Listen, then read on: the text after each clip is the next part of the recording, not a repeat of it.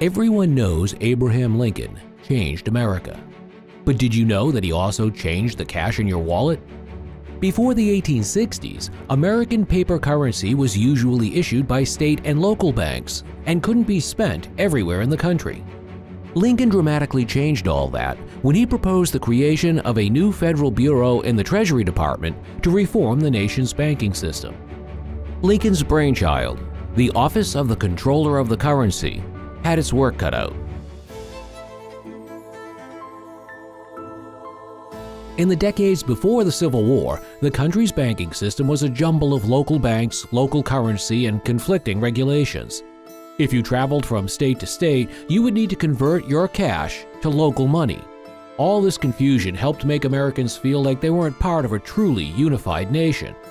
When Lincoln became president in 1861, the slave states seceding from the Union became his most pressing and memorable problem. What isn't remembered nearly as well is that Lincoln had been a strong backer of changes in the nation's banking system for at least a quarter of a century. In January 1837, Lincoln, serving in the Illinois House of Representatives, gave a speech expressing his conviction that state banks should operate under federal organization and supervision. In 1840, campaigning for Whig presidential candidate William Henry Harrison, Lincoln often urged federal regulation of the disorganized banking system. In an 1840 speech, Lincoln said that no duty is more imperative on government than the duty it owes the people of furnishing them a sound and uniform currency. The fractured banking system became an urgent problem in 1862 as the federal government struggled to finance its war against the Confederacy. In late 1862, Lincoln and his Treasury Secretary, Salmon Chase, proposed legislation that totally remade the national banking system.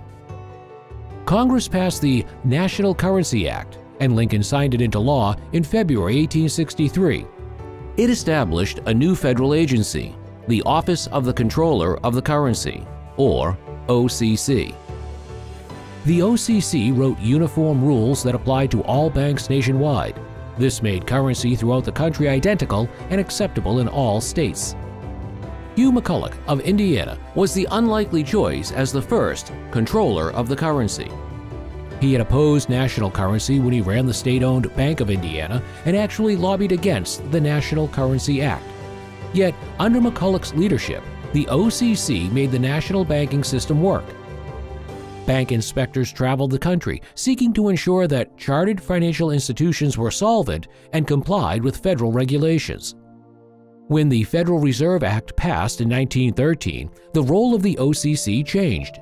Now, the Federal Reserve Bank operated as the nation's central bank, and the Federal Reserve notes gradually replaced the national banknotes in circulation. The OCC turned its attention to the crucial job of making sure American banks, big and small, were sound. Then, the Great Depression of the 1930s totally destabilized the whole banking system. 2 days after Franklin D. Roosevelt took office as president on March 4, 1933, he attempted to deal with the crisis by declaring a bank holiday. This temporarily closed all of the nation's banks to steady the banking system. OCC bank examiners immediately launched a crash effort to evaluate the condition of the nation's banks. Those that were judged to be sound were allowed to reopen. 4,000 banks failed the test and remained closed forever. When the worst financial crisis after the Great Depression struck in 2008, the OCC became involved in that recovery effort too. It helped to design and apply stress tests to determine whether banks held sufficient resources to survive a sudden crisis. The OCC also helped banks protect themselves from the growing 21st century threat of cyber attacks. And it encouraged bankers to open up access to credit and banking services for minorities and underserved communities. The response of the OCC through the years to the challenges of major economic crises appears to justify Lincoln's confidence in his remaking of the banking system, strongly expressed in a message to Congress in 1864. That the government and the people will derive great benefit from this change in the banking systems of the country can hardly be questioned. This video was brought to you by the Public Education Project, an independent nonprofit group dedicated to improving public knowledge of the government by sharing the rich history and exciting stories of the federal agencies that serve our nation. If you enjoyed this video, don't forget to give us a thumbs up and subscribe now to start your journey into the fascinating history of the U.S. government today.